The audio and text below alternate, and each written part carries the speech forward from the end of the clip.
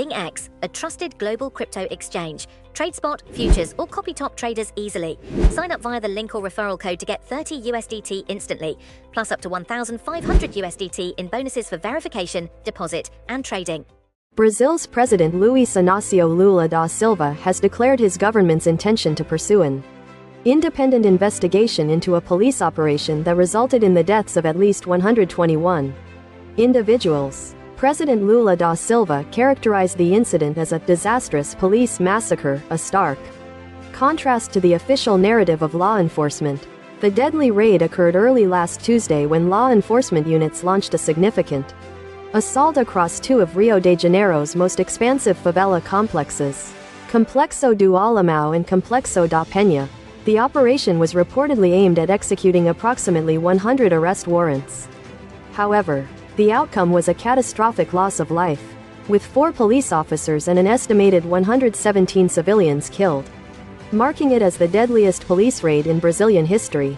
International attention was drawn to the grim event when reports surfaced of numerous mutilated bodies being discovered at the entrance to one of the working-class communities targeted.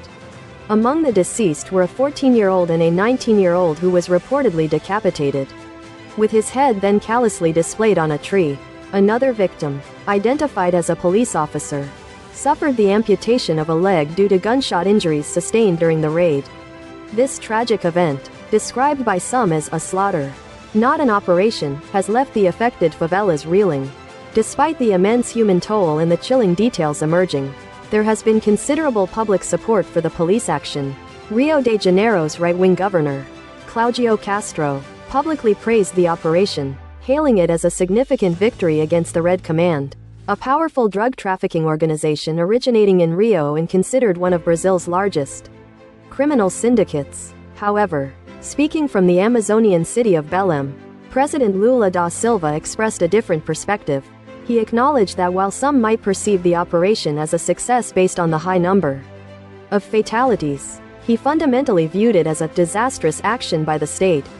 He articulated his belief that a massacre had occurred and stressed the critical importance of thoroughly examining the circumstances under which it unfolded. The president specifically noted that the judicial order for the operation was to execute arrest warrants, not to orchestrate a deadly assault. His remarks in Belém, a city thousands of kilometers north of Rio but also a growing hub for the Red Command as the faction expands into the Amazon, underscored his commitment to transparency and accountability. Police reports indicated that 19 of those killed in the Rio raid were from Pará state, where Belém is the capital, highlighting the far-reaching impact of organized crime.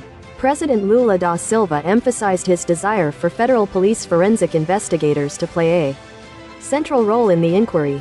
Public opinion, as reflected in opinion polls, indicates broad approval for the raid, which has by far the highest death toll in Rio's recorded history, surpassing even the infamous Carandiru prison massacre of 1992 in São Paulo, where 111 inmates lost their lives.